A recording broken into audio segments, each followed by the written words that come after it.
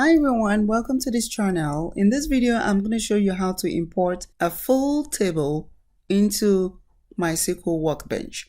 So we're going to import this into the test schema. In my previous video, I created the database test and I showed you how to write syntax to create a table. But in this video, I'm going to show you how to bring the table into Mysql Workbench. So let's go ahead and go into the test schema, the database that we created before. Right click and go to Table Data Import Wizard. We're going to use the import wizard to bring in the data.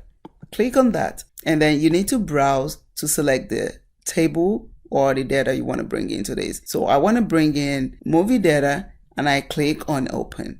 And it's asking me to select the file that I want to import. That's what I just did. And then I click on Next and it's telling me to select a destination that I want to take this table to. And I'm going to create a new table, put it in the test database, and I'm going to call it movie data CSV. And I click on Next.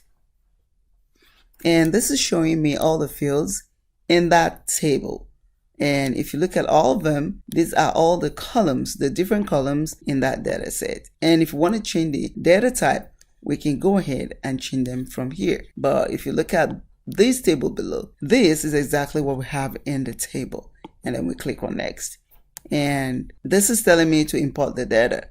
And I'm going to click on Next.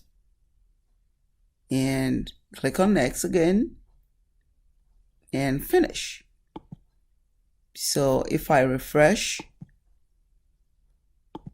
right here and boom, we have the table imported right here.